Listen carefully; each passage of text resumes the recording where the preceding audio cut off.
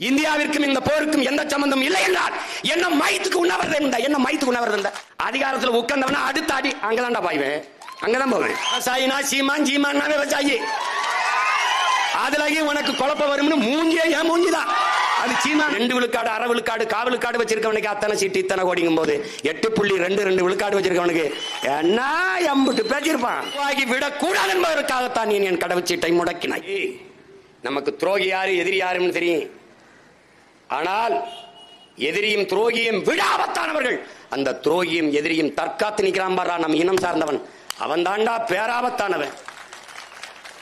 குறுக்க ஓடுறான்டா, வெட்ட ஓங்கும் போது குறுக்க வந்துறான்டா. ஆத்தாடி சின்னத்தாமையன்ல, ஆத்தாடி பெரியமா மகன்ல, ஆத்தாடி சித்தப்பாவில.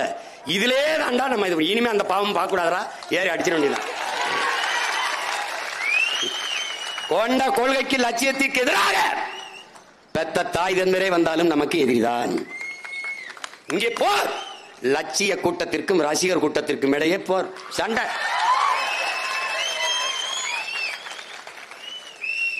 தமிழ் தேசியனத்தின் உரிமை விடுதலை என்ற புனித கனவை, உயர்ந்த லட்சியத்தை கொண்டிருக்கிற சித்தாந்தமா சினிமாவா, இதாண்டா சண்டை.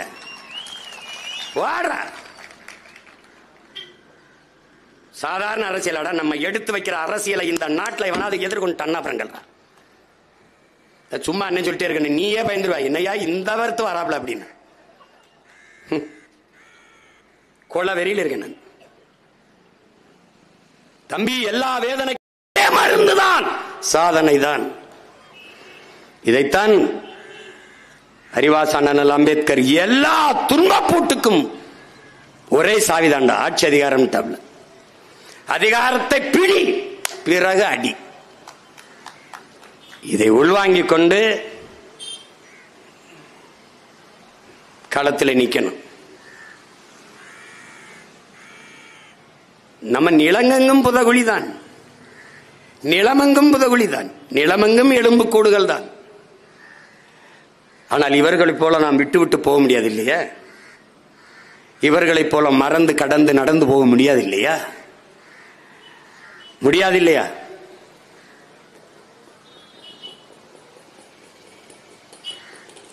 இறைமகன் இயேசு சொல்றார், ஏன் ஸ்டாலினை போய் ஏன் பார்த்த, நான் என்ன செய்யணுங்கிறது எல்லாரையும் எனக்கு எழுதி விடுறான். ஆஹா, பல்லு 8 மணிக்கு விளக்கணும், விளக்கூடாது. ஆஹா, அந்த சட்டை போடாத, இந்த சட்டை போடு. ஏன் நீ வெள்ளை சட்டையை போடுற? இது எல்லாம் என்னடா கடன் வாங்கி மூளைங்கிறது எனக்கு இருக்குது. எனக்கு இவன் கடன் வாங்கி வேலை செய்யறவனுக்கு நான் ஸ்ட்ராட்டஜிஸ்ட் வச்சுட்டு வேலை செய்யறான்லடா. நான் எனக்கு இருக்கிற சிந்தனைக்கே வேலை செய்ய ஆள் இல்லை, கூட்டம் இல்லை. அவரை ஏன் பார்த்தானு தேவ வாசகம் இறை செய்தி இருக்குது. விருந்தில் நல்விருந்தில் நீ பங்கேற்கலைனாலும் துயரத்தில் பங்கேறுங்குது. ஒருத்தர் துன்பத்தில் போய் பங்கேற்றுங்குது. இது ஏன்? துயரத்தில் பங்கேற்கும் போது இதேபோல் துயரம், இதேபோல் துயரத்தை, இதேபோல் துயரம் நமக்கும் நடக்கும், இதேபோல் துயரத்தை நாமும் கடக்க வேண்டும் என்பதை அது படிப்பிக்குங்கிறார் இறைமகன் இயேசு. உனக்கு புரியுதுன்னு நினைக்கிறேன். அதனால அரசியல் நிலைப்பாடு, அரசியல் கோட்பாடு வேறு, கருத்து முரண் வேறு, மானுட வெறுப்பு வேறு, மானுட பற்று வேறு. ரெண்டையும் போட்டு குழப்பிக்கூடாது, ரெண்டையும் போட்டு குழப்பிக்கூடாது. எல்லா கட்சியிலையும் நமக்கு சொந்தக்காரர் இருக்கான், எல்லா கட்சியிலையும் நமக்கு ஆதரிக்கிறவன் இருக்கான். 36 லட்சம் பேர்ல திமுக இருக்கிற அமைச்சர் பெருமக்களின் பேரனும் பேத்தியிலும் போட்டதற்கு, அதிமுக இருக்கிற மாவட்ட செயலாளர் பேரனும் பேத்தியும் போட்டதற்கு, பிஜேபியில் இருக்கிறவன் போட்டது இருக்கு, காங்கிரஸ் கட்சிக்காரங்க வீட்டில் இருக்கிற பேரனும் பேத்தியும் போட்டது இருக்கு. 36 லட்சம் 26ல 1,20,00,000 26 லட்சம் ஆகிறதுக்கு ரொம்ப நாள் ஆகாது. அதனால இதெல்லாம் எதுக்கு இந்த போராட்டம்லாம்? வெறி, வன்மம், அதை ஏத்திக்கணும். சோறு வருதா படக்கணும். இந்த படத்தை ஒரு தடவை பாரு, பாரா. எலும்பு கூடையும் இறுக பற்றி இருக்கிற அந்த பிஞ்ச பாரா. தாயை பற்றி, தாய் மொழி தமிழை பற்றி தாயின் மாரோட அணைஞ்சு கிடக்கிறான்டா ஒரு பச்சை பிள்ளை. அப்படி தாய் மண்ணையும் தாய் மொழியும் தமிழ் பேரினத்தையும் பற்றி நில்லுங்கள். ஒவ்வொருவரும் நாம் பற்றி நிற்க வழியே கிடையாது. நீ ஒண்ணு கவனிச்சுக்க, எல்லா சாதிக்கும் தலைவர் இருக்கான், எல்லா மதத்துக்கும் தலைவர் இருக்கான். ஆனால் அவன் சாதிச்சது என்னன்னு மட்டும் சொல். ஆனால் நீ பிறந்த பெருமை மிக்க தமிழன் என்கிற இனத்திற்கும் உன் மொழிக்கும் தலைவன் இருக்கானா? இல்ல. யாருக்கா? நம்மை விட்டால் எவருக்கும் நாதி கிடையாது. கோணாருக்கு தலைவர், தேவருக்கு தலைவர், நாடாருக்கு தலைவர். நாடாரை அடித்தால் கோணாருக்கு கண்ணீர் வராது, கோணாரை அடித்தால் தேவருக்கு வராது, தேவரை அடித்தால் தேவேந்திரர் அழமாட்டார். ஆனால் அதில் யாரை அடித்தாலும் தமிழ் பிள்ளைகள் நாங்கள் அழுவோம். இந்துவை அடித்தால் இஸ்லாமியர் கண்கலங்க மாட்டார், இஸ்லாமியர் அடித்தால் இந்து வருத்தப்பட மாட்டார். ஏனால் அடிப்பவரே அவராதான் இருப்பார். இதில் யார் முதுகில் அடிபட்டாலும் முதலில் வெடித்து துடித்து தடுக்க போராடி கலங்கி நிற்பவர்கள் பிரபாகரனின் பிள்ளைகள் தான் என்பதை தமிழ் சமூக தம்பி தங்கைகள் புரிந்து கொள்ளும். இது வெறும் அற்ப அரசியல், ஓட்டுக்காக நிற்கிற அரசியல் இல்லது, மாபெரும் அரசியல் புரட்சி. அதனால்தான் இது மாற்றத்திற்கான எளிய மக்களின் புரட்சி என்ற முழக்கத்தை முன்வைத்தோம். செம்மணி படுகொலை என்பது அங்கே நிகழ்ந்த படுகொலையில் ஒரு துளி. லட்சக்கணக்கான மக்கள் கொன்று புதைக்கப்பட்டிருக்கிறார்கள். 10,000 பேரை செத்து போனார்கள் என்று ஒரே சொல்லில் முடித்து விட்டான். கேட்க நாதி கிடையாது. இந்த நிலையில் பன்னாட்டு சமூகம் நமக்கான நீதியை விசாரணை, தடையின்றி நீதி விசாரணை வரணும். அது எப்போது வருமென்றால், தமிழ் தேசிய இனத்திற்கென்று ஒரு அரசு, தமிழ்நாடு அரசு, தமிழர் அரசா வரணும். தமிழ் இனத்தில் பிறப்பனெல்லாம் தமிழன் இல்லை என் உடன் பிறந்தானே. ஒரே நிலம், பச்சையாகத்தான் இரண்டும் வளர்கிறது. நிலம் ஒன்று, நிறம் ஒன்று, ஆனால் இது நெல், இது புல். விளங்குதுன்னு நினைக்கிறேன், உனக்கு புரியுதுன்னு நினைக்கிறேன். நம் இனத்தில் பிறந்திருப்பான், ஆனால் அவன் இனத்துக்காரன் இல்லை. அதை நல்லா கவனிச்சுக்கணும். எவன் புல்லு எவன் நெல்லுன்னு தெரியாம நம்ம ஓடிட்டு இருக்கோம். துரோகி எங்கடா இருக்கான்? இங்கதான்டா இருக்கான், பக்கத்துலடா உட்காந்துருக்கான்.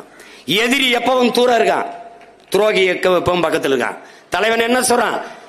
இன்றைய துரோகி நேற்றைய நண்பன், நாளைய துரோகி இன்றைய நண்பன். எங்க இருக்கான்? பக்கத்தில் இருக்கான். எதிரி எப்பவும் உன் பலத்தை குறிவைப்பான், துரோகி எப்பவும் உன் பலகீனத்தையே குறிவைப்பான். சீமானுக்கு தெரியாதா? அவரோட நாங்க இருந்தோம், அப்படி ஒன்னா படுத்தோம், ஒன்னா தூங்கணும், நக்கணும்னு பேசிட்டு இருப்பான். இங்க இருந்துச்சு எதிரி கவனமா இருப்பான். அவன் என்ன செய்வான்னு தெரியலையே. ஐயோ என்ன பண்ற? ஐஎஸ் என்ன ரிப்போர்ட் சொல்லுது சார், வீடு வீடுக்கு போக சொல்றாரு சார். அப்ப நீனும் போயா? அதான நடந்துட்டு இருக்குது, அதான் நடந்துட்டு இருக்குது.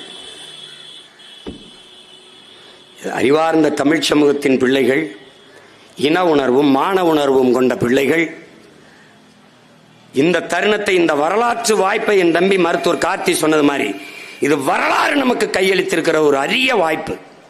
இதை விட்டுறாதீங்க. விட்டீங்கன்னா கஷ்டம். தமிழ் என்ற ஒரு மொழி இருந்தது, தமிழர் என்ற ஒரு இனம் இருந்தது. அது பெருமைகளோடு வாழ்ந்து சிறந்த ஒரு மூத்த இனம். இந்த எந்த அடையாளமும் உனக்கு இருக்காது. இந்த கீழடி வச்சுட்டு என்ன விளையாட்டு காட்டுறான்? அது தமிழர் நாகரிகம்னு அங்கீகரிக்க மாட்டானா? ஒருத்தர் இது என்ன கொடுமை வேறு. நான்லாம் வந்தேன்னா அது ஆப்பிரிக்க நாகரிகம் சொல்லிட்டு போயிடுவேன். போடாது ஆப்பிரிக்க நாகரிகம்டா, எப்படி இருக்கு பாரு. இப்ப வர்றாப்புல, நாளைக்கு வர்றாப்புல நம்ம ஐயா, நம்ம பாட்ட ராஜேந்திர சோழனை, அவன் கட்டுன நாகநாதர் கோயில செங்கல் செங்கலா பேத்து வச்சு விட்டாங்க. ஒரு கோயில் கட்டி வச்சிருந்தாரு நாகநாதருக்கு, செங்கல் செங்கலா பேத்து வச்சுட்டாங்க. யுனெஸ்கோ நிறுவனம் சொல்லுது, தொன்ம அடையாளங்களை, பழமையான அடையாளங்களை பாதுகாப்பதில் இவர்களுக்கு எந்த அக்கறையும் இல்லை, இந்தியர்களுக்கு தமிழர்களுக்கு என்று. நம்ம பாட்டம் கட்டின கோயில் செங்கல்களாக பிரிச்சு அடுக்கப்பட்டிருக்கு.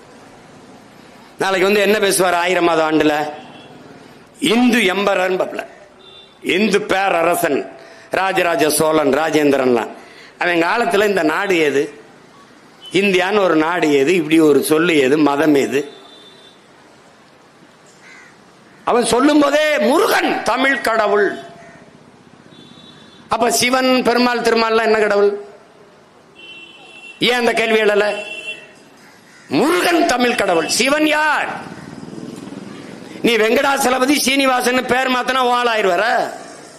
திருமால் யார்? முதல்ல சொல்லு. யாரோட இறை? சிவனை நீ ருத்ரன் என்று மாத்தினால் சிவன் வாழாயிருவானா? சிவன் யார்? யார்? யாரோட இறை? பதில். அது ஒரு ஏமாந்த ஒரு கூட்டம், பழைய காலத்தில் கூட்டம். இழந்த எங்கள் பண்பாட்டை, நிலத்தை, வளத்தை போராடி மீட்பதற்குத்தான் இந்த நிலத்திலே மானத்தமிழ் பிள்ளைகள் இன உணர்வும் மான உணர்வும் கொண்டு இந்த மண்ணிலே கிளர்ந்து நிற்கிறோம். சும்மா போறது வரலாம் தன்மையப்படுத்திக்கிட்டு நீ வேணா பாரு, நாளைக்கு சொல்றாரா இல்லையா ராஜேந்திர சோழன் அவர் சொல்வார். அவ்வளவு போற்றுதற்குரிய பெருமகன் அவர் என்றால் இந்திய கப்பற்படைக்கு வந்து ராஜேந்திர சோழன் படைன்னு வச்சுட்டு போகலாமே. ஏன்னா இந்த நாட்டில் முதலா கப்பல் படை வச்சிருந்தவன் அவன்தான். நான் கூட சொன்னேன், பிரணாப் முகர்ஜி வந்து குடியரசுத் தலைவராக இருக்கும்போது இந்த நாட்டுக்கு ஒரு கப்பலுக்கு அர்ஜுனான்னு பெயர் வச்சு நாட்டுக்கு அர்ப்பணிக்கிறேன்னாரு. நான் ஒருத்தன் தான் கேட்டேன், நீ அந்த கப்பலுக்கு அரசேந்திரன் பெயர் வச்சிருக்கணும். அவர் வில்லம்பு வச்சு சண்டை செஞ்சாரு அர்ஜுனன். அப்படி பார்த்தா நீ ஏவுகணை, வெடிகணைக்கு நீ வந்து அர்ஜுனான்னு கூட பெயர் வச்சிருக்கலாம். அவரே சொல்றார் அந்த நிகழ்ச்சி, இந்திய கப்பல் படையின் முன்னோடி அரசேந்திர சோழன் என்று பிரணாப் முகர்ஜி பேசினது இருக்கு. அப்படின்னா என்ன பண்ணிருக்கணும்? நீ அரசேந்திர சோழன் தானே பேர் வச்சிருக்கணும். என்ன சேட்டை? பிரதமர் சொல்லிட்டாரு அப்படின்னு. எப்படி? செஞ்சியில் இருக்க நம் கோட்டைய ஆனந்த கோன் மகன், கிருஷ்ண கோன் மகன், கோனேரி கோன், அவனுடைய வாரிசுகள் 300 ஆண்டுகள் அந்த கோட்டையை தலைமையிடமா வைத்து ஆண்டிருக்கான். என் பாட்டை, என்னுடைய கோட்டையை மராட்டிய மன்னர்களினுடைய படைத்தளம் என்று அமெரிக்காவின் யுனெஸ்கோ அறிவிக்குது. அத பிரதமர் சொல்லிட்டார் அப்படின்னு. பிரதமர் சொல்லிட்டா எப்படி இருக்கு? இப்ப திருப்பி என்ன பண்றது? மறுபடி கோனேரி கோன் கோட்டை மீட்பு முற்றுகை போராட்டம். இப்ப மறுபடி செஞ்சி இல்ல என்ன, நம்ம பாட்டங்க வாழும் வேலும் என்று போராடினாங்க. நம்ம கையை உயர்த்திக்கிட்டு அறிவாயுதம் ஏந்தி போராட வேண்டியதான். கொஞ்ச நாள் இப்படி கத்திக்கிட்டு இருப்போம். அதிகாரத்துக்கு வந்தா பெரிய வளைவு, கோனேரி கோன் கோட்டை. எப்படி போடுவேன்? கோனேரி கோன் கோட்டை. 2 துணை காவல் நிலையம் இங்க. எவன் வந்தாலும் தூக்கி அடிச்சு உள்ள போடு. எவனாவது மராட்டியன் கிராட்டியன் வந்தானா, மான தமிழ் மண்ணில் மராட்டியன் கோட்டைங்க என்ன போடு கிழிக்குதுங்க. சான்று ஆவணம் கல்வெட்டு அங்க இருக்குது. ஆனந்த கோன் மகன், கோனேரி கோன் மகன், கிருஷ்ண கோன் மகன், கோனேரி கோன் ஆண்டதுன்னு கல்வெட்டு இருக்குது. ஒட்டக்குத்தர் பா இருக்குது. செம்பியன் கோன், காடவர் கோன், இவெல்லாம் ஆண்டிருக்காண்டான்னு இருக்குது, பாட்டு இருக்குது. நீ திடீர்னு சொல்லிட்டு போயிட்டீனா இந்தியாவின் இசைவில்லாத, ஆதரவில்லாது எந்த ஒரு நாடும் பிறக்க முடியாது. இந்தியா இசைவு தந்தது பங்களாதேஷ், இந்தியா ஏற்றுக்கொண்டது தெற்கு சூடான்.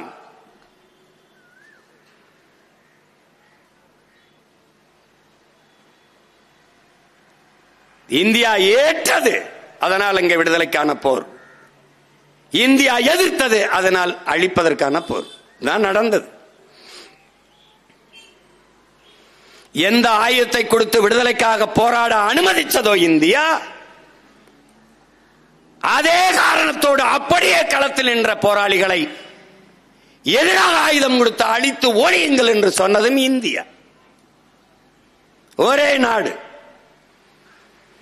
காரணம், ஆட்சிக்கு அதிகாரத்திற்கு வந்த தலைமைகள் எடுத்த தவறான வெளியுறவு பாதுகாப்பு கொள்கைகள். அம்மையார் இந்திரா காந்தி இருக்கிற வரை இருந்த பாதுகாப்பு கொள்கை வேறு, வெளியுறவுத்துறை கொள்கை வேறு. அவர் மரணத்திற்கு பிறகு வந்த ஐயா ராஜீவ் காந்தி எடுத்த வெளியுறவு கொள்கை, பாதுகாப்பு கொள்கை வேறு. அம்மையார் இந்திரா காந்தி இருக்கிற வரை இந்தியாவின் வெளியுறவு கொள்கை, பாதுகாப்பு கொள்கை என்பது எவன் பாதிப்புக்கு ஆளாகிறானோ அவன் பக்கத்தில் நிற்பது. அதற்கு பிறகு இவர்கள் எடுத்த வெளியுறவு கொள்கை, பாதுகாப்பு கொள்கை என்பது எவன் பாதிப்புக்கு ஆளாக்குறானோ அவனுக்கு துணையாக நிற்பது. இதுதான் நம் இனத்திற்கு நடந்த அரசியல் நிலைப்பாடுகள்.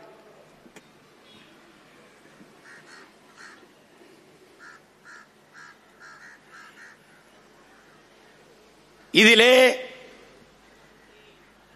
சரணடைந்த 10,000 போர் கைதிகள், பொதுமக்கள், அவர்கள் எங்கே என்ற கேள்வியை இதுவரை பன்னாட்டு சமூகத்தில் ஒருவரும் எழுப்பவில்லை. எத்தனையோ நாட்டு தலைவர்கள், குறிப்பாக இந்திய நாட்டினுடைய முதன்மை அமைச்சர் மாண்புமிகு ஐயா நரேந்திர மோடி பலமுறை செல்கிறார்கள். இந்த நாட்டில் முதல்வராக இருந்தவர்கள் ஒருவர் கூட கேட்கவில்லை. 39 நாடாளுமன்ற உறுப்பினர்கள் கடந்து இப்போது 40 நாடாளுமன்ற உறுப்பினர்கள் நடந்து போய்கொண்டிருக்கிறது. ஒருவர் கூட இந்த கேள்வியை எழுப்பவில்லை. என் இன சொந்தங்களை சரணடைய சொன்னாய், பச்சிலம் குழந்தைகளோடு சரணடைந்தார்களே அவர்கள் எங்கே என்ற கேள்வியை ஒருவனும் எழுப்பல. ராஜபக்சே பதவிக்காலம் முடிந்து சிறிசேனா வந்தார், கேள்வி எழுப்பப்பட்டது 10,000 பேர் சரணடைந்தார்களே அவர்கள் எங்கே. மிக சாதாரணமாக எல்லோரும் செத்து போனார்கள், முடித்து விட்டார். 10,000 பேர் போரில் குண்டு வீசி கொல்லப்பட்டவர்கள் அல்ல, பாதுகாப்பாக வைத்திருக்கிறோம் வாருங்கள் என்று அழைத்து செத்து போய்விட்டார்கள் என்றார்கள். ஒரு கேள்வி எழுப்பி எப்படி செத்தார்கள்? 10,000 பேர் செத்தார்கள். எப்படி செத்தார்கள்? எப்படி செத்தார்கள்? நோயிலையா, பசியிலையா, பட்டினியிலையா? எப்படி செத்தார்கள்? கொன்று புதைத்து விட்டார்கள். அந்த கூடுகள் தான் எல்லாம். அந்த கூடுதான் முன்பு தோண்டியது, 600 ஆண்டுகளுக்கு மூத்தது என்று சொன்னார்களே அது. இந்த தாய் நிலத்தில் தோன்றுகிறான், உன்னுடைய தொன்மம் வெளிப்படுகிறது, உன்னுடைய அடையாளங்கள் வருகிறது, உன்னுடைய பண்பாடு வெளியில் தெரிகிறது. அங்கே தோன்றுகிறான், எலும்பு கூடுகளில் உன் இனப்படுகொலை வெளியே தெரிய வருகிறது. சாட்சி கேட்கிறார்கள், அங்கே நடந்தது இனப்படுகொலையா என்பதற்கு. சாட்சியாக எம் இன மக்களின் எலும்பு கூடுகள் நின்று போராடி கொண்டிருக்கிறது உலக அரங்கிலே. எங்களுக்காக எவரும் பேச இல்லை, இயற்கை எம்மோடு இசைந்து நின்று போராடி கொண்டிருக்கிறது. இயற்கை எங்களுக்காக போராடி கொண்டிருக்கிறது.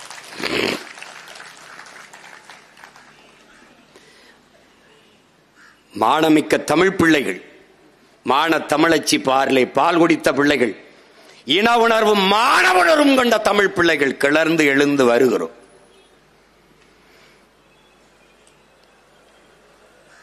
ஆள் மனதுக்குள் இதை பதிய வைத்து இதையெல்லாம் மறந்து கடந்து போக முடியாது.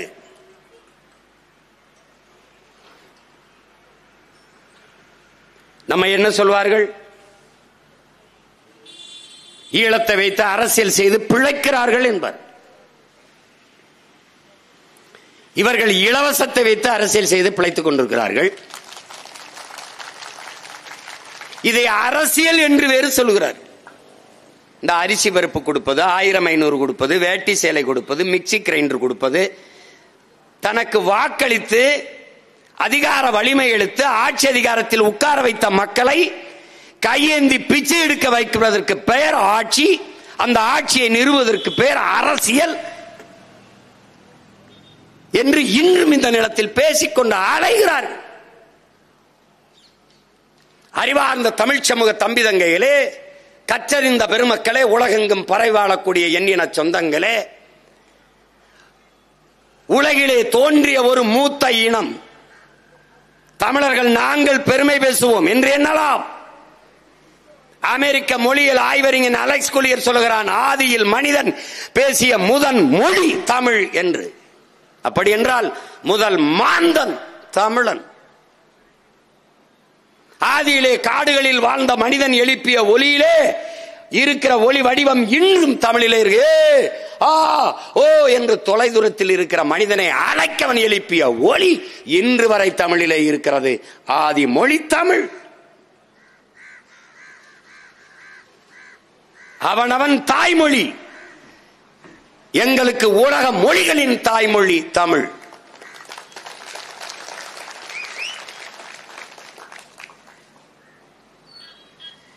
(2200 ஆண்டுக்கு முன்பு கழிவறை கட்டி வாழ்ந்த மனிதன், தொழிற்சாலை கட்டி வாழ்ந்த மகன், தமிழ் மகன். இவ்வளவு பெருமை மிக்க ஒரு இனம். 4 லட்சம் 5 லட்சம் மக்கள் தொகை கொண்ட இனம், 26,000 மக்கள் தொகை கொண்ட இனக்கூட்டம் எல்லாம் நாடடைந்து விடுதலை பெற்று சுதந்திரமாக வாழ்கிற போது தன்னுடைய மொழி, தன்னுடைய கலை, இலக்கியம், பண்பாடு, வழிபாடு எல்லாவற்றையும் பாதுகாத்து வாழ்கிற போது உலகெங்கும் 13 கோடி மக்கள் தொகை கொண்ட பெருத்த மூத்த தமிழ் பேரினம், உலகிற்கு அறிவியல், நாகரிகம், கலை, இலக்கியம், பண்பாடு எல்லாவற்றையும், வேளாண்மை எல்லாவற்றையும் கற்றுக் கொடுத்த ஒரு பேரினம் தனக்கென்று ஒரு நாடடைந்து பெருமையோடு வாழக்கூடாதா? வாழக்கூடாதா? கேரளாவிலே புகழ்பெற்ற கவிஞர் ஆற்றூர் ரவிவர்மா சொல்லுகிறார், உலகிலேயே ஆகச் சிறந்த இலக்கியங்களை தங்கள் தாய்மொழியிலே படிக்கிற வாய்ப்பை கிரேக்கர்களும் சீனர்களும் அதைவிடவும் இந்தியாவில் தமிழர்களும் பெற்றிருக்கிறார்கள் என்று. எங்கள் மொழி எவ்வளவு தொன்மையானது என்பதற்கு சான்று ஆயிரம் லட்சக்கணக்கான சான்றுகளை எம்மால் எடுத்து பகர முடியும். அந்த மொழியின் பிள்ளைகள், அந்த இனத்தின் பிள்ளைகள் எமக்கென்று ஒரு நாடடைந்து சுதந்திரமாக எமது மொழி, கலை, இலக்கியம், பண்பாடு, தொன்று தொட்ட வேளாண்மை, வழிபாடு எல்லாவற்றையும் காத்து வாழக்கூடாதா? இந்த ஏக்கத்திலும் துடிப்பிலும் தான் எமக்கான விடுதலை கனவு பிறந்தது. அதில்தான் எமது விடுதலை போராட்டம் வந்தது.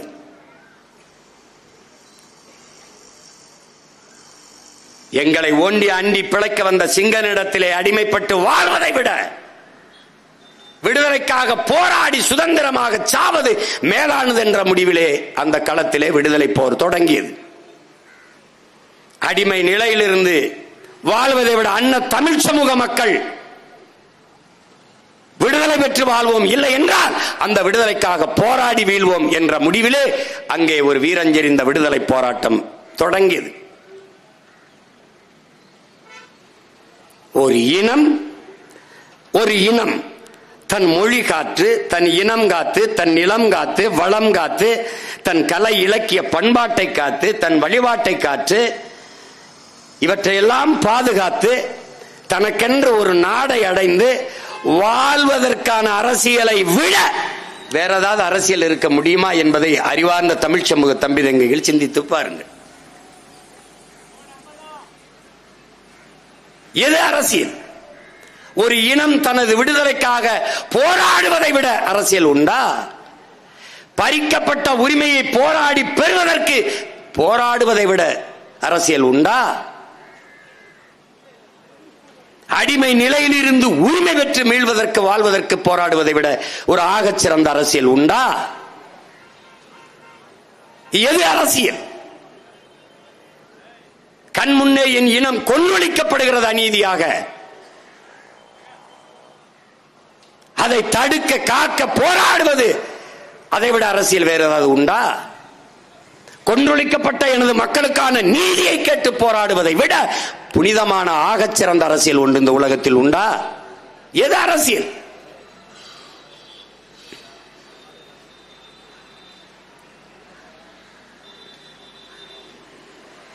எது எமக்கான அரசியல்?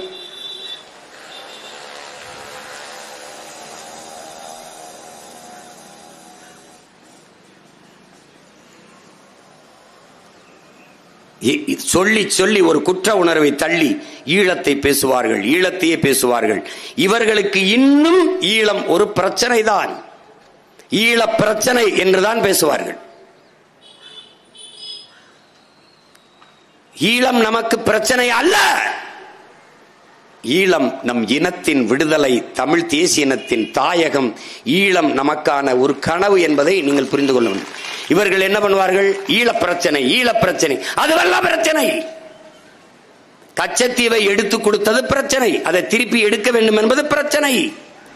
காவிரியில் நதிநீர் உரிமையை பெற வேண்டும் என்பது ஒரு சிக்கல், ஒரு பிரச்சனை. முல்லை பேரியாற்றில் உரிய நீரை பெற வேண்டும் என்பது ஒரு பிரச்சனை, ஒரு சிக்கல், அது பிரச்சனை. ஆனால் ஈழம் என்பது ஒரு பிரச்சனை அல்ல, ஒரு தேசிய இனத்தின் தேச விடுதலை என்பதை அறிவார்ந்த என் தம்பி தங்கைகள் புரிந்து கொள்ளணும். ரெண்டையும் போட்டு குழப்புவார்கள், அது ஒரு பிரச்சனை என்பாங்க.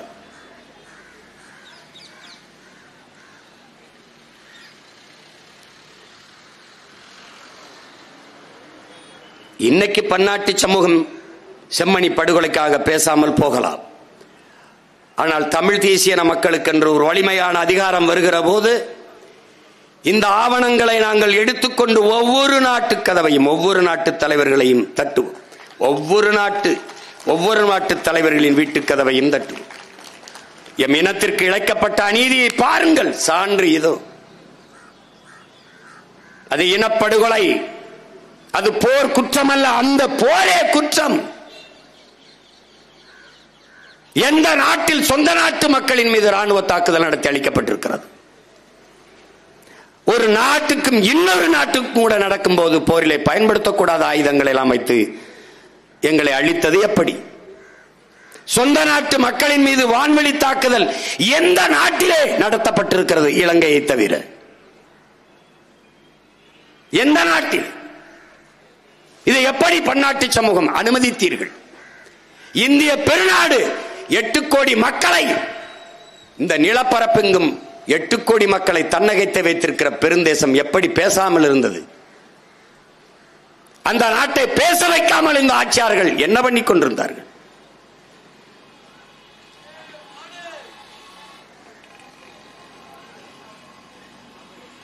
எட்டு கோடி தமிழ் மக்களை தாண்டி 1.25 கோடி சிங்களனின் நட்பு பெரிது என்று இந்த நாடு கருதுமானால் இதை எப்படி ஏற்பது?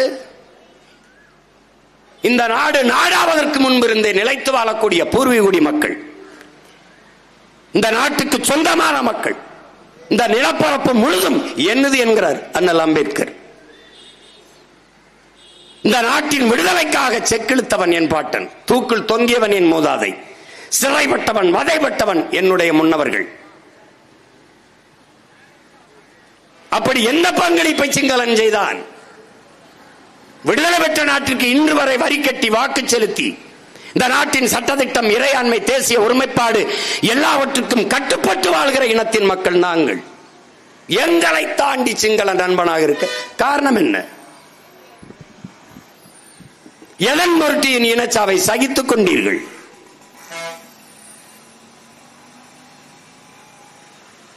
எதன் பொருட்டு? ஒரு இனச்சாவு என்று வேணாம், சக மனித படுகொலை என்கிற அடிப்படையிலாவது நீங்கள் ஏன் பேச மறந்தீர்கள்?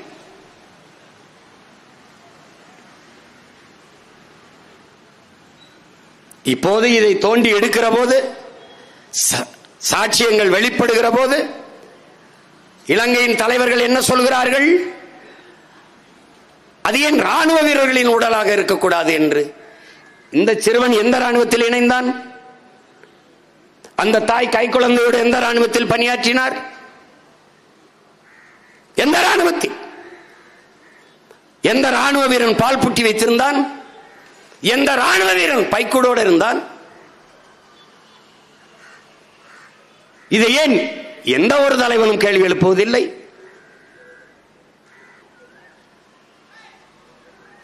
அதிகாரத்தில் இருப்பவர்கள் பேசி திசையிருப்பு விடுவதற்காக அது ராணுவ வீரர்களின் உடலாக, எலும்பு கூடுகளாக ஏன் இருக்கக்கூடாது என்று கேள்வி எழுப்புகிறார்கள்.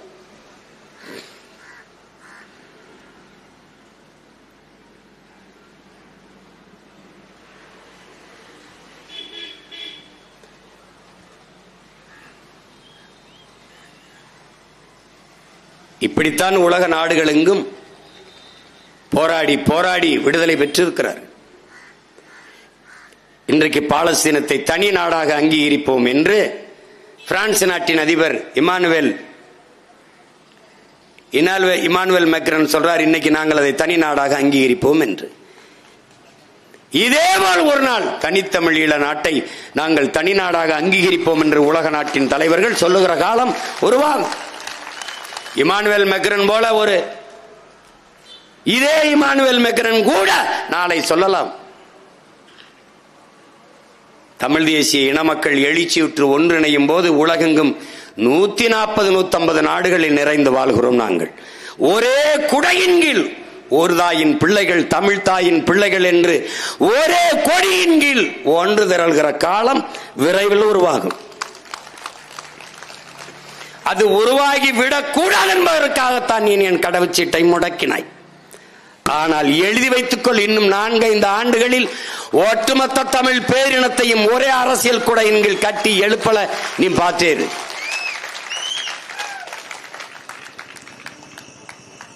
இன்றைக்கு நாங்கள் பேசுகிறோம், நாளை எங்களுக்காக உலகெங்கும் இருக்கிற மானுடம் பேசுகிற மகத்தான தலைவர் மருமக்கள் பேசுவார்கள்.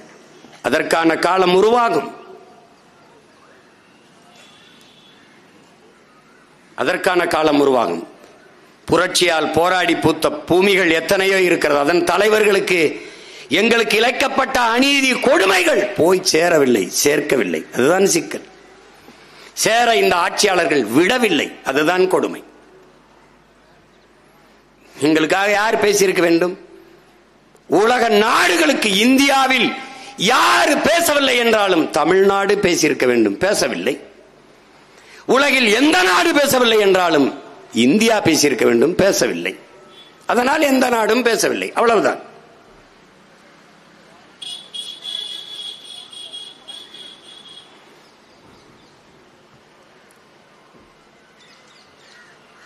இதையெல்லாம் ஒரு பிரச்சனையா என்று பேசுவார்கள் நம்மிடத்தில். இதுதான்டா எங்களுக்கு பிரச்சனையே. கண் முன்னே என் இனம் அழித்து ஒழிக்கப்பட்டதை, கொன்றொழிக்கப்பட்டதை, என் தாய் தந்தை, என் அக்கால் தங்கை, எங்கள் பிஞ்சுகள் கொன்றொழிக்கப்பட்டதை கடந்து போய் என்னதான்டா அரசியல் இருக்குது, ஆட்சி அதிகாரம் இருக்கு? எதுக்குத்தான் அந்த அதிகாரம்?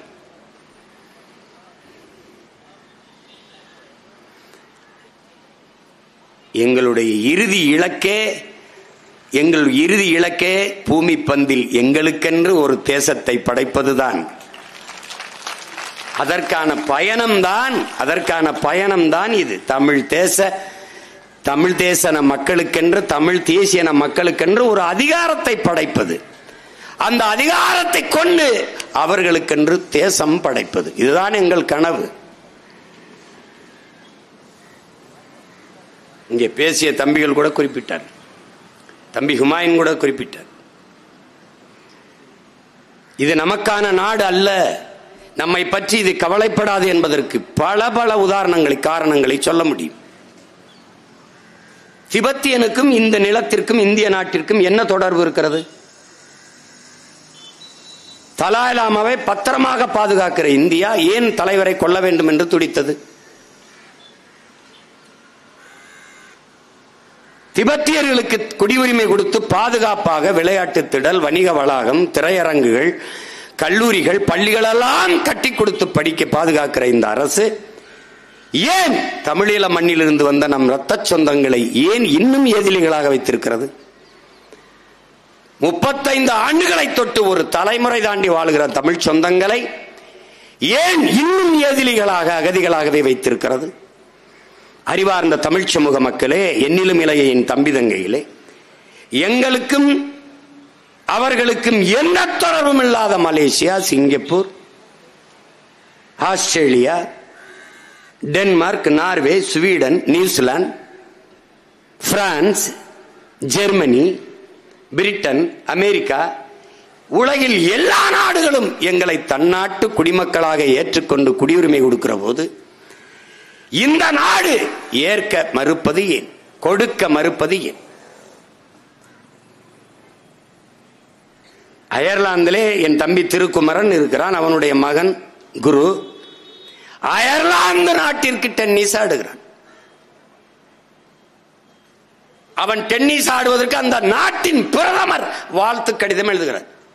குரு, இந்த நாட்டின் பெருமையை நீ நிலைநாட்டுகிறாய் என்று. தமிழீழ மண்ணில் பிறந்த மகன் அயர்லாந்து நாட்டின் குடிமகனாக அங்கு அந்த நாட்டிற்கு விளையாடுகிறார். எங்கள் பிள்ளைகள் அந்த நாட்டின் காவல்துறையிலே, அந்த நாட்டின் ராணுவத்திலே பங்கேற்கிறார்கள். அங்கீகரிக்கப்படாத தேசம். அந்த நாடுகளுக்கிடையே நடந்த போட்டியிலே தமிழீழ மண்ணில் பிறந்த எங்கள் பிள்ளைகள், எங்கள் தாய் நிலத்தின் பிள்ளைகள், எங்கள் தேசிய கொடி ஏந்தி கால்பந்தாட்டத்திலே முதலிடத்தை வென்று தமிழீழ தேசிய கொடியோடு அந்த திடலிலே ஓடி வருவதை நீங்கள் பார்ப்பீர்கள். எதற்காக என் தலைவன் ஆசைப்பட்டான்? எதற்காக நாங்கள் ரத்தம் சிந்தி உயிரை கொடுத்து போராடினோம்? இதற்காகத்தான். அந்த கொடி ஏறுகிற போது என் தாய் மொழியிலேயே என்னுடைய தேசிய கீதம் பாடப்பட்டது. ஏறுது கொடி ஏறுது என்று பாடப்பட்டது வெற்றி மேடையிலே. நான் சொல்லும் போது நீங்கள் ஏளனமாக எண்ணிருக்கக்கூடும். நிகழ்காலத்தில் சான்றாக எங்கள் பிள்ளைகள் நிகழ்த்தி காட்டினார்கள். உலகத்தில் தமிழன் என்ற ஒரு இனம் உண்டு, தனித்தேவருக்கு ஒரு குணம் உண்டு. இதான் நம்முடைய தாத்தன் பாடியது, நாமக்கல் கவிஞர்.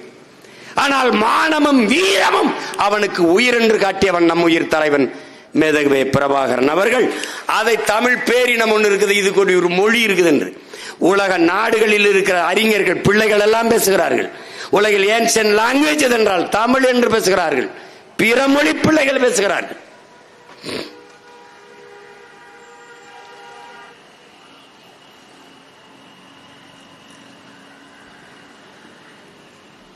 இது காரணம் எல்லாம் நாம் பெரிதாக தேடி அலைய வேண்டியது இல்லை. சிவசங்கர மேனன், வெளியுறவுத்துறை செயலாளராக இருந்த சிவசங்கர மேனன் சாய்ஸஸ் என்ற தன்னுடைய வாழ்க்கை வரலாற்று நூலிலே எழுதியிருக்கிறார். இறுதிக்கட்ட போரிலே போரை நிப்பாட்டி பிரபாகரன், பொட்டம்மான் போன்ற தலைவர்களை பாதுகாத்து ஒரு அரசியல் தீர்வை கொண்டு வர வேண்டும் என்று அமெரிக்கா விரும்பியது. ஆனால் அதற்கு அன்றைய இந்திய தலைமைகளும் ஆட்சியில் இருந்தவர்கள் யார் உங்களுக்கு தெரியும். குறிப்பாக தமிழ்நாட்டு தலைவர்களும் அதை விரும்பவில்லை. அவர் எழுதியிருக்கார். ஏன் தமிழ்நாட்டு தலைவர்கள் விரும்பவில்லை? எத்தனை தலைவர்கள்? ஒன்னு அம்மையார் ஜெயலலிதா, இன்னொன்னு ஐயா கருணாநிதி. இவர் ஆட்சியில் இருந்தார், அவர் எதிர்க்கட்சியா இருந்தார். விரும்பவில்லை. காரணம், பிரபாகரன் அங்கு இருப்பு கொள்வது இவர்களின் எதிர்கால அரசியலுக்கு ஆபத்தாக இருக்கும் என்று எண்ணினார்கள். அதனால் அந்த போரை விரைவில் ஒரு முடிவுக்கு கொண்டு வர வேண்டும் என்று எண்ணினார்கள். அவன் என்ன சொல்றான்? கோத்தபாய ராஜபக்சே, கோத்தபாயம் ராஜபக்சே என்ன சொல்றான்? என்ன சொல்றான்? இந்தியா விரும்பிய போரையே நாங்கள் செய்தோம்.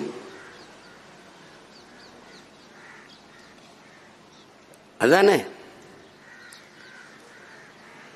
எந்த பதவிக்காக, எந்த பிரபாகரன் அங்கு இருப்பு கொள்வது இவர்களின் எதிர்கால அரசியலுக்கு இடையூறாக இருக்கும் என்று எண்ணினார்களோ, அங்கே அந்த பிரபாகரன் என்ற பெருமிரன் இல்லாதிருக்கலாம்.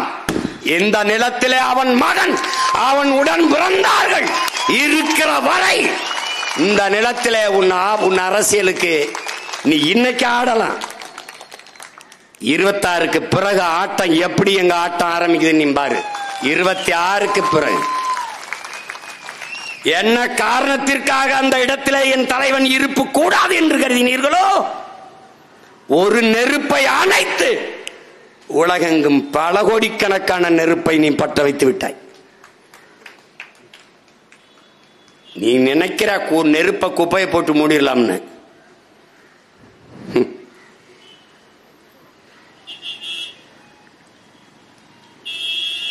இங்கே எல்லாம் எப்படிப்பட்ட தலைவர்கள்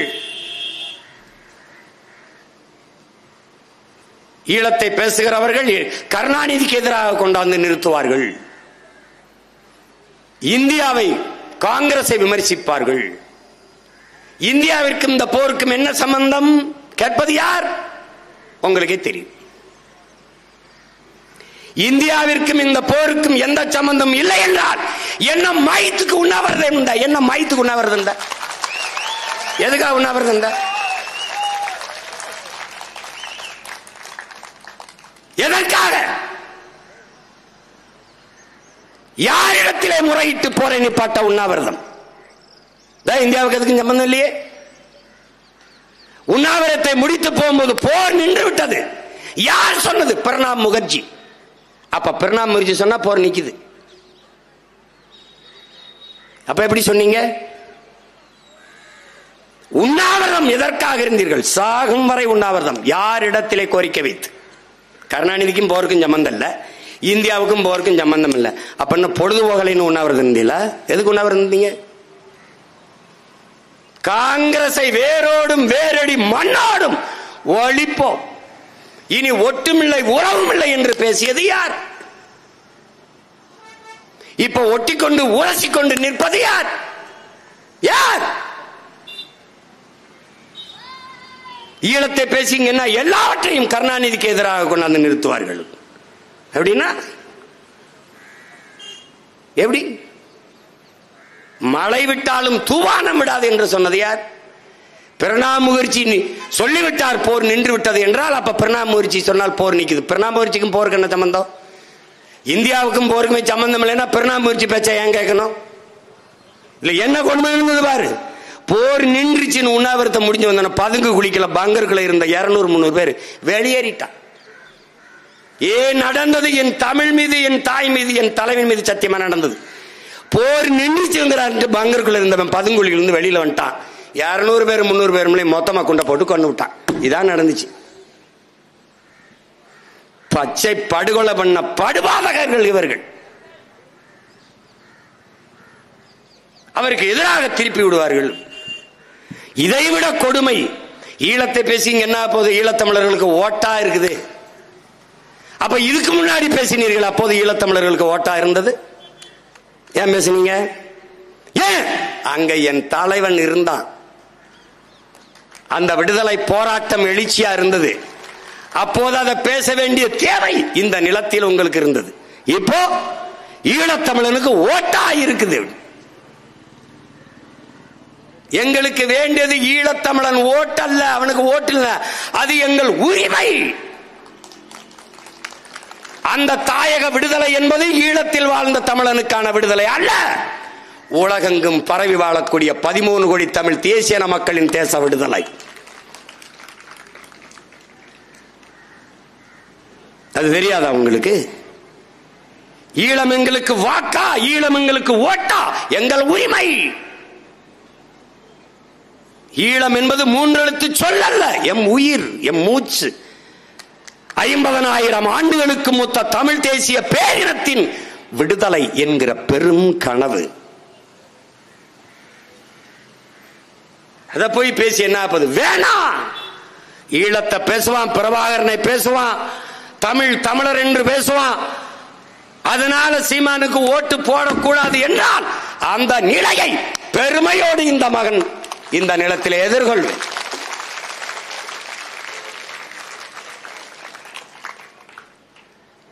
எதுக்கு தான் அரசியலுக்கு வந்து வெற்றி அடைய போறேன்? இப்ப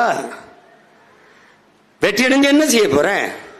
அதிகாரத்தில் உட்கார்ந்தவன அடுத்த அடி அங்கதான்டா பாய்வேன், அங்கதான் போவேன். நான் ஒரு சின்ன விளையாட்டுக்கு ஏதோ பேச்சுப்பா விளையாட்டுக்கு போயிட்டு டே இன்னைக்கும் சொல்றேன்டா, நான் வந்து முதலமைச்சர் நாற்காலியில் உட்கார்ந்தவன என் மீனவனை தொற்றா சொல்றா பாக்குறேன், கைவினர் சொல்றா பாக்குறேன். பார்க்க சொல்லு.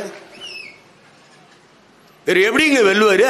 8.22 வச்சு எப்படி வருவாருன்னு 3 விழுக்காடு வச்ச அனுரா அந்த திசநாயக்க இருக்கான்ல, அவரு 3 விழுக்காடு ஓட்டு வச்சிருந்தவர் அதிபராகும் போது 8.22 வச்சு 22 8.22 வச்சிருக்கேன். நான் முதலமைச்சர் ஆக முடியாதா? இந்தியாவை யாரும் ஆள்றதுலயே 36,50,000 பேர் தேடிருக்கான். இந்தியாவுக்கு நானா பிரதமர், அது மோடி ராகுலுக்கும் சண்டை. 8வது பெட்டியில வச்ச என் சின்னத்தை தேடி இருக்கான். இப்ப நீ எப்படி குட்டிக்கரணை அடிச்சாலும் முதல் பெட்டியில தான் நீனே வைக்கணும்.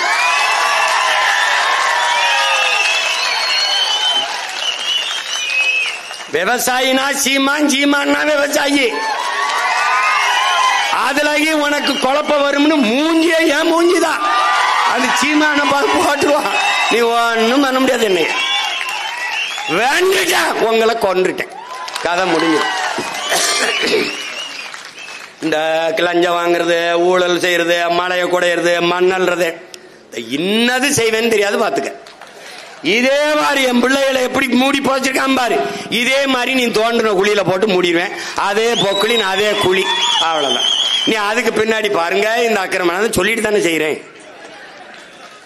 என்ன சாட்டா உனக்கு உனக்கு குவாரி ஒரு குவாரி ஓனர் ஆபீஸ் ரூமுக்குள்ள வாங்க இருங்க உங்களுக்கு இருக்கு. ஏன்னா எங்களை எல்லாம் என்ன பார்த்தா தெரியுது. இப்படி உன்னைய அன்பு தம்பி தங்கைகளை அறிஞ்சுக்கணும். நீ அடிமை, நான் அடிமை, நாம் அடிமைகள். நமக்கென்று ஒன்னும் இல்ல. நீ எல்லாவற்றை இழந்து நிற்கிறாய். ஆனால் இழந்ததை கேட்டு போராடி பெறுவதற்கு ஒரு நின்னு போராட உனக்கு நிலம் இல்லை. ஆசிரியர் பெருமக்களா, அறிவார்ந்தவன் வீதியில நிக்கிறான், ஒண்ணு மனம் இல்ல. ஜாக்டோஜியோ போராடுறான், வீதியில் நிக்கிறான். போக்குவரத்து தொழிலாளன் வீதியில நிக்கிறான். வீடு தேடி அரசு, ரோடு தேடி மக்கள் போராடுறதுக்கு 13 லட்சம் பேர் தமிழ்நாடு தேர்வாணையத்தில் தேர்வு எழுதுறான். ஒருத்தனுக்கும் வேலை இல்ல. நீ என்ன பண்ணுவ சீமான்? 13 லட்சம் பேர் இல்லடா, எல்லா பேருக்கும் அரசு வேலை கொடுப்பான்டா. பிரபாகரன் மகன் கொடுப்ப எல்லா பேருக்கும் அரசு வேலை. No Uber, Ola, no Swiggy, Zomato, stop it. யாரா அந்த முதலாளி? யாரா சொல்ற? சுகி சுமோட்டோ ஓனர் யாரா சொல்ற? முதலாளி யாரா தெரியும். ஊபர் ஓலா தெரியாது. என்னென்ன வித்த காட்டுவேன் மட்டும் பாரு. ஒரு 6 மாசம் கழிச்சு இந்த பாரு, நானும் தூங்குறதெல்லாம் அந்த எவனையும் தூங்க விடுறதில்ல. பார்த்துட்டே இருக்கு, எவனையும் தூங்க மாட்டேன். இன்னைக்கு இதை முடிச்சேன்னு நினைக்கிறியா? அப்புறம் பனையேற போவேன், அங்கே போவேன். அப்புறம் தேவேந்திர குல வேளாளர் எங்களை பட்டியல இருந்து வெளியேற்றான்னு போடுவேன். அப்புறம் மாடை ஓட்டிக்கிட்டு மலை மேல போவேன். பாரா நீ பாரு என்னென்ன சேட்டன் பாரு பாரு. அப்ப திருப்பி டிஎன்பிசி தமிழ்நாடு தேர்வான எழுதாம இருக்கான்ல, அவனுக்கு ஒரு போராட்டத்தை போடுவேன். அப்புறம் துப்புரவு தொழிலாளிக்கு ஒரு போராட்டம் போடுறேன். எனக்கு தூக்கம் வரல, உங்களையும் தூங்க விடுறதா இல்ல, விடுறதா இல்ல. நான் கண்ண முன்னா வரும் இந்த படம், கண்ண முன்னா கதறல் வரும். கண்ணை மூடி தனியா இருந்தால் ராணுவ முகாமுக்குள்ளே என் தம்பி பாலச்சந்திரன், எங்கள் அன்பு மகன் வெறுமேலோட அப்படி பொறுப்படி ஏக்கமா எங்களை பார்த்தது ஞாபகம் வரும். நீ இப்படித்தான் கற்பனை செய்யணும். நீ நல்ல தன்மானமிக்க தமிழ் மகன், தமிழச்சி பிள்ளை, மார்ல பால் குடிச்ச பிள்ளைகள் இப்படிதான் யோசிக்கணும். நம்ம தங்கையை வன்புணர்வு செய்தார்கள், அது செய்தி அல்ல. 11 பேர் மாறி மாறி வன்புணர்வு செய்யும் போது நம் தங்கை எப்படி யோசிப்பால்? இத்தனை கோடிமான தமிழ் மக்கள், என் உடன் பிறந்தார்கள், என் அண்ணன் தம்பிகள், என் சித்தப்பன் பெரியப்பன்மார்கள், என் தாத்தா பாட்டிமார்கள், மானத்திற்காக உயிரை விட்ட இனக்கூட்டமே, இப்படி சிங்கள நாய்கள் என் மானத்தை கெடுக்கிறார்களே, தடுக்க ஒருவரும் இல்லையா என்று எண்ணிருப்பாளா இல்லையா? அந்த நேரத்தில் அவள் என்ன ஓட்டம், அவள் மன ஓட்டம், அவள் சில்லறை எப்படி இருந்திருக்கும் என்பதை எண்ணி பார்த்தால் நீ தூங்கிட்டினா அதுக்கப்புறம் பேசுறான். தம்பி பாலச்சந்திரன் அந்த ரொட்டியை வாயில வச்சு தூரத்தில் ஏக்கத்தோடு பார்க்கிறானே, எத்தனை கோடி சொந்தம் அவனுக்கு. பிரபாகரன் என்ற பெருந்தலைவன் தனக்கு வீடு கட்ட போராடினானா, தான் பிறந்த இனத்திற்கு நாடு கட்ட போராடினானா என்பதை அறிவார்ந்த தமிழ் சமூக தம்பி தங்கைகள் சிந்தியுங்கள். அவன் நினைத்திருந்தால் எந்த நாட்டோடும் சமரசம் செஞ்ச அதிபனாகி சொகுசாக வாழ்ந்திருக்கலாம். இப்ப நாம நினைச்சிருந்தால் வாழ முடியுமா? முடியாதா? 2 விழுக்காடு, அரை விழுக்காடு, காவலுக்காடு வச்சிருக்கவனுக்கு அத்தனை சீட்டு இத்தனை கோடிங்கும் போது 8.22 விழுக்காடு வச்சிருக்கவனுக்கு என்ன எம்பிட்டு பேசியிருப்பான்? எம்பிட்டு பேசியிருப்பான் சொல்லு பாப்போம். 10 பேர் உள்ள போகலாம். நீங்க உள்ள போய் போனவன் என்ன பண்ணான்னு கேட்டா பதில் இல்லை. போனவன் என்ன பண்ணான்? மேசையை தட்டினான். அதை எங்க வீடு மாட்டு சாணியை தண்டாலும் 2 ராட்டியாவதா இருக்கும். என்ன பண்ண, என்ன பண்ணினார்கள்?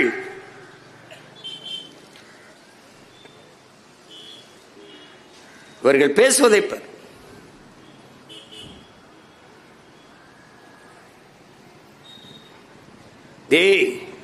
நமக்கு துரோகி யாரு எதிரி யாருன்னு தெரியும். ஆனால் எதிரியும் துரோகியும் விட ஆபத்தானவர்கள். அந்த துரோகியும் எதிரியும் தற்காத்து நிற்கிறான் பாரா, நம் இனம் சார்ந்தவன், அவன் தாண்டா பேராபத்தானவன். குறுக்க குறுக்க ஓடுறான்டா.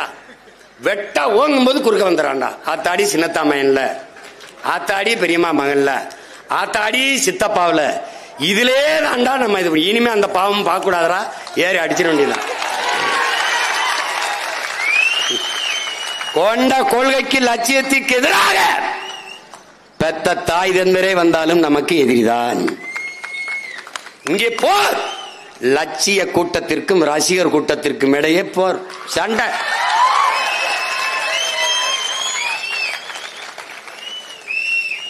தமிழ் தேசியனத்தின் உரிமை விடுதலை என்ற புனித கனவை, உயர்ந்த லட்சியத்தை கொண்டிருக்கிற சித்தாந்தமா சினிமாவா? இதாண்டா சண்டை.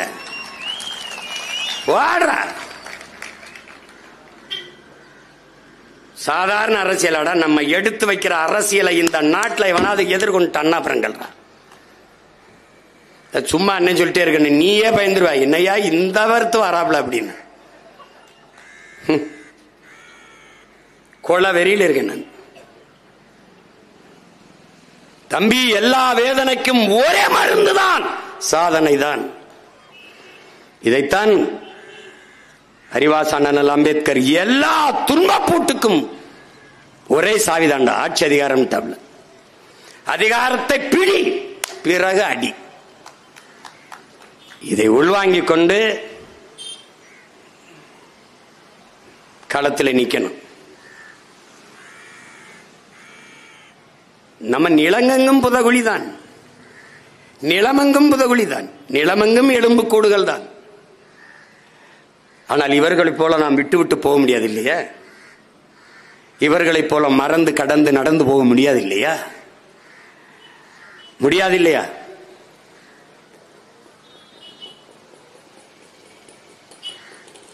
இறைமகன் இயேசு சொல்றார், ஏன் ஸ்டாலினை போய் ஏன் பார்த்த? நான் என்ன செய்யணுங்கிறது எல்லாரையும் எனக்கு எழுதி விடுறான். ஆஹா, பல்லு 8 மணிக்கு வளர்க்கணும், சொல்லக்கூடாது. ஆஹா, அந்த சட்டை போடாத, இந்த சட்டை போடு. ஏன் நீ வெள்ளை சட்டையை போடுற? இது எல்லாம் என்னடா கடன் வாங்கி மூளைங்கிறது எனக்கு இருக்குது. எனக்கு இவன் கடன் வாங்கி வேலை செய்யறவனுக்கு நான் ஸ்ட்ராட்டஜிஸ்ட் வச்சுட்டு வேலை செய்யறான்லடா. நான் எனக்கு இருக்கிற சிந்தனைக்கே வேலை செய்ய ஆள் இல்லை, கூட்டம் இல்லை. அவரை ஏன் பார்த்தானு தேவ வாசகம் இறை செய்தி இருக்குது. விருந்தில் நல்விருந்தில் நீ பங்கேற்கலைனாலும் துயரத்தில் பங்கேறுங்குது. ஒருத்தர் துன்பத்தில் போய் பங்கேற்றுங்குது. இது ஏன்? துயரத்தில் பங்கேற்கும் போது இதேபோல் துயரம், இதேபோல் துயரத்தை, இதேபோல் துயரம் நமக்கும் நடக்கும், இதேபோல் துயரத்தை நாமும் கடக்க வேண்டும் என்பதை அது படிப்பிக்குங்கிறார் இறைமகன் இயேசு. உனக்கு புரியுதுன்னு நினைக்கிறேன். அதனால அரசியல் நிலைப்பாடு, அரசியல் கோட்பாடு வேறு, கருத்து முரண் வேறு, மானுட வெறுப்பு வேறு, மானுட பற்று வேறு. ரெண்டையும் போட்டு குழப்பிக்க கூடாது, ரெண்டையும் போட்டு குழப்பிக்க கூடாது. எல்லா கட்சியிலையும் நமக்கு சொந்தக்காரன் இருக்கான், எல்லா கட்சியிலையும் நமக்கு ஆதரிக்கிறவன் இருக்கான். 36 லட்சம் பேர்ல திமுக இருக்கிற அமைச்சர் பெருமக்களின் பேரனும் பேத்தியிலும் போட்டதற்கு, அதிமுக இருக்கிற மாவட்ட செயலாளர் பேரனும் பேத்தியும் போட்டதற்கு, பிஜேபியில் இருக்கிறவன் போட்டது இருக்கு, காங்கிரஸ் கட்சிக்காரங்க வீட்டில் இருக்கிற பேரனும் பேத்தியும் போட்டது இருக்கு. 36 லட்சம் 26ல 1,20,00,000 26 லட்சம் ஆகிறதுக்கு ரொம்ப நாள் ஆகாது. அதனால இதெல்லாம் எதுக்கு இந்த போராட்டம் எல்லாம்? வெறி, வன்மம், அதை ஏத்திக்கணும். சோறு வருதா படக்கணும். இந்த படத்தை ஒரு தடவை பாரு, பாரா எலும்பு கூடையை இறுக பற்றி இருக்கிற அந்த பிஞ்ச பாரா. தாயை பற்றி, தாய் மொழி தமிழை பற்றி தாயின் மாரோட அணைஞ்சு கிடக்கிறான்டா ஒரு பச்சை பிள்ளை. அப்படி தாய் மண்ணையும் தாய் மொழியும் தமிழ் பேரினத்தையும் பற்றி நில்லுங்கள். ஒவ்வொருவரும் நாம் பற்றி நிற்கும் வழியே கிடையாது. நீ ஒண்ணு கவனிச்சுக்க, எல்லா சாதிக்கும் தலைவர் இருக்கான், எல்லா மதத்துக்கும் தலைவர் இருக்கான். ஆனால் அவன் சாதிச்சது என்னன்னு மட்டும் சொல். ஆனால் நீ பிறந்த பெருமை மிக்க தமிழன் என்கிற இனத்திற்கும் உன் மொழிக்கும் தலைவன் இருக்கானா? இல்ல. யாருக்கா? நம்மை விட்டால் எவருக்கும் நாதி கிடையாது. கோனாருக்கு தலைவர், தேவருக்கு தலைவர், நாடாருக்கு தலைவர். நாடாரை அடித்தால் கோனாருக்கு கண்ணீர் வராது, கோனாரை அடித்தால் தேவருக்கு வராது. தேவரை அடித்தால் தேவேந்திரர் அழமாட்டார். ஆனால் அதில் யாரை அடித்தாலும் தமிழ் பிள்ளைகள் நாங்கள் அழுவோம். இந்துவை அடித்தால் இஸ்லாமியர் கண்கலங்க மாட்டார், இஸ்லாமியர் அடித்தால் இந்து வருத்தப்பட மாட்டார். ஏனால் அடிப்பவரே அவராதான் இருப்பார். இதில் யார் முதுகில் அடிபட்டாலும் முதலில் வெடித்து துடித்து தடுக்க போராடி கலங்கி நிற்பவர்கள் பிரபாகரனின் பிள்ளைகள் தான் என்பதை தமிழ் சமூக தம்பி தங்கைகள் புரிந்து கொள்ளும். இது வெறும் அற்ப அரசியல், ஓட்டுக்காக நிற்கிற அரசியல் இல்லது, மாபெரும் அரசியல் புரட்சி. அதனால்தான் இது மாற்றத்திற்கான எளிய மக்களின் புரட்சி என்ற முழக்கத்தை முன்வைத்தோம். செம்மணி படுகொலை என்பது அங்கே நிகழ்ந்த படுகொலையில் ஒரு துளி. லட்சக்கணக்கான மக்கள் கொன்று புதைக்கப்பட்டிருக்கிறார்கள். 10,000 பேரை செத்து போனார்கள் என்று ஒரே சொல்லில் முடித்து விட்டான். கேட்க நாதி கிடையாது. இந்த நிலையில் பன்னாட்டு சமூகம் நமக்கான நீதியை விசாரணை, தடையின்றி நீதி விசாரணை வரணும். அது எப்போது வருமென்றால், தமிழ் தேசிய இனத்திற்கென்று ஒரு அரசு, தமிழ்நாடு அரசு, தமிழர் அரசா வரணும். தமிழ் இனத்தில் பிறப்பனெல்லாம் தமிழன் இல்லை என் உடன் பிறந்தானே. ஒரே நிலம், பச்சையாகத்தான் இரண்டும் வளர்கிறது.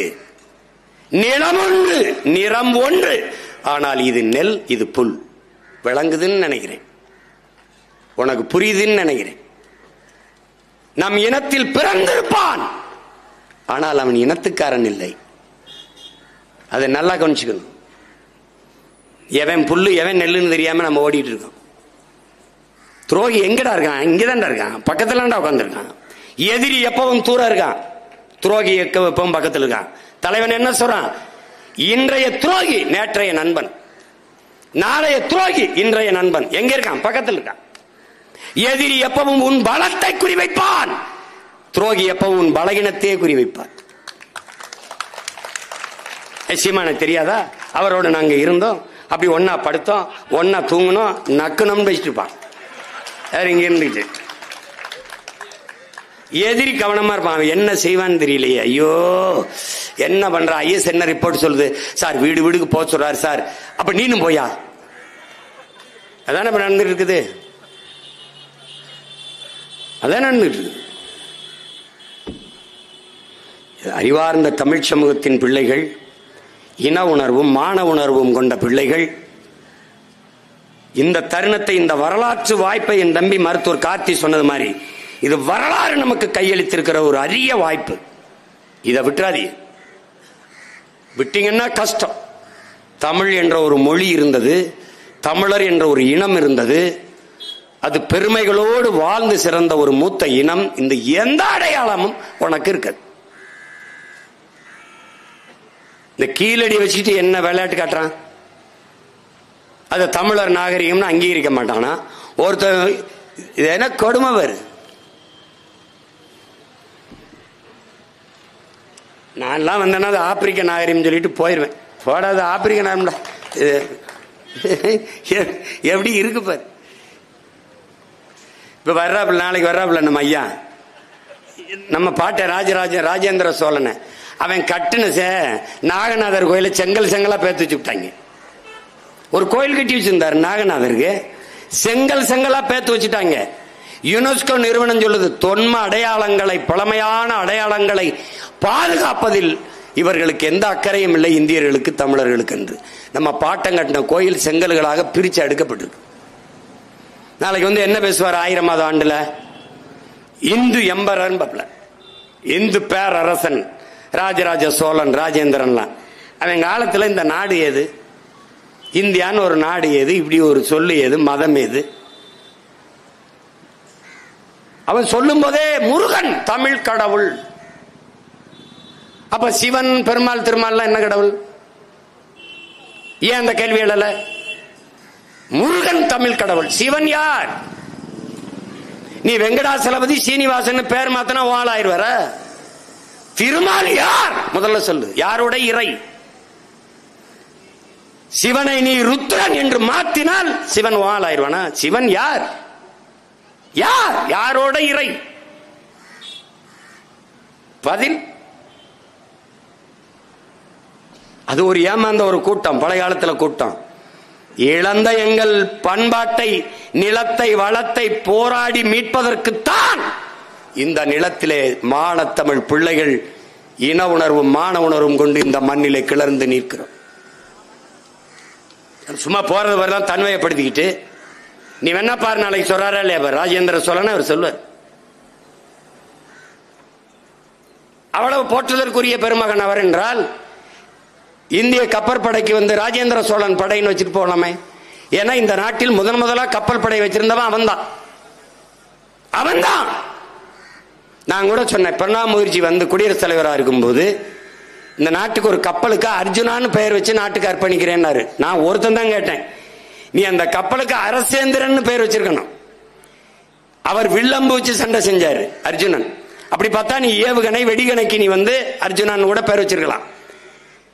அவரே சொல்றார் அந்த நிகழ்ச்சி, இந்திய கப்பல் படையின் முன்னோடி அரசேந்திர சோழன் என்று பிரணாப் முகர்ஜி பேசினது இருக்கு. அப்படின்னா என்ன பண்ணிருக்கணும்? நீ அரசேந்திர சோழன் தானே பேர் வச்சிருக்கணும். என்ன சேட்டை பிரதமர் சொல்லிட்டாரு அப்படின்னு. எப்படி? செஞ்சியில் இருக்க நம்ம கோட்டைய ஆனந்த கோன் மகன், கிருஷ்ண கோன் மகன், கோனேரி கோன் அவனுடைய வாரிசுகள் 300 ஆண்டுகள் அந்த கோட்டையை தலைமையிடமா வைத்து ஆண்டிருக்கான். என் பாட்டை, என்னுடைய கோட்டையை மராட்டிய மன்னர்களினுடைய படைத்தளம் என்று அமெரிக்காவின் யுனெஸ்கோ அறிவிக்குது. அத பிரதமர் சொல்லிட்டார் அப்படின்னு. பிரதமர் சொல்லிட்டா எப்படி இருக்கு? இப்ப திருப்பி என்ன பண்றது? மறுபடி கோனேரி கோன் கோட்டை மீட்பு முற்றுகை போராட்டம். இப்ப மறுபடி செஞ்சில என்ன நம்ம பாட்டங்க வாழும் வேலும் ஏந்து போராடினாங்க. நம்ம கையை உயர்த்திக்கிட்டு அறிவாயுதம் ஏந்தி போராட வேண்டியதான். கொஞ்ச நாள் இப்படி கத்திக்கிட்டு இருப்போம். அதிகாரத்துக்கு வந்தா பெரிய வளைவு, கோனேரி கோன் கோட்டை. எப்படி போடுவேன்? கோனேரி கோன் கோட்டை. 2 துணை காவல் நிலையம் இங்க. எவன் வந்தாலும் தூக்கி அடிச்சு உள்ள போடு. எவனாவது மராட்டியன் கிராட்டியன் வந்தானா மான தமிழ் மண்ல மராட்டியன் கோட்டைங்க என்ன போடு கிழிக்குதுங்க. சான்று ஆவணம் கல்வெட்டு அங்க இருக்குது. ஆனந்த கோன் மகன், கோனேரி கோன் மகன், கிருஷ்ண கோன் மகன் கோனேரி கோன் ஆண்டதுன்னு கல்வெட்டு இருக்குது. ஒட்டக்குத்தர் பா இருக்குது. செம்பியன் கோன், காடவர் கோன் இவெல்லாம் ஆண்டிருக்காண்டான்னு இருக்குது, பாட்டு இருக்குது. நீ திடீர்னு சொல்லிட்டு போயிட்டீனா ஒரு 2 பிரச்சனை கிடையாது, எல்லாமே பிரச்சனை. அதனால என் உடன் பிறந்தார்கள், உங்களுக்கு கண்ணுக்கு தெரிய வேண்டியது ஒன்னே ஒண்ணுதான். மற்றவர்களுக்கு தேர்தல், நமக்கு போர். இது அரசியல் களம் அல்ல, தேர்தல் களம் அல்ல, போர்க்களம். அறிவாயுதம் ஏந்தி உயர்ந்த லட்சியத்தை கொண்டு களத்தில் நிற்கிற புரட்சிகர இது போர். ஒன்னே ஒண்ணுதான், வென்ற வெற்றி ஒன்றை தவிர நமக்கு எந்த விடிவும் கிடையாது. வெறி கொண்டு பாயுங்க, போட்டி போடுங்க. நாட்டை வெல்லணும், இல்ல உன் தொகுதியை வெல்லணும். அப்படி ஒவ்வொரு வீரனும் போரிடு, நாட்டை வெல்லுவோம். ஒரு பிரச்சனையும் கிடையாது. அடி பார்த்துக்கிறோம். பாரா நம்ம நிறுத்துற வேட்பாளர் மாதிரி இந்திய நிலத்தில் எவனாவது வேட்பாளர் நிறுத்தி போரிடுறானான்னு பாரு. நம்பிக்கையோட நில்ற. எல்லாவற்றுக்கும் துன்ப துயரங்களுக்கெல்லாம் ஒரே விடிவுதான் நம்முடைய வெற்றி தான். செம்மணி படுகொலை மாறி நம் இனப்படுகொலை எல்லாவற்றுக்கும் நீதி பெற்று தனித்தமிழில நாட்டை மலரச் செய்ய வேண்டுமானால் நமக்கென்று ஒரு அரசியல் வலிமையும் அதிகார வலிமையும் தேவை.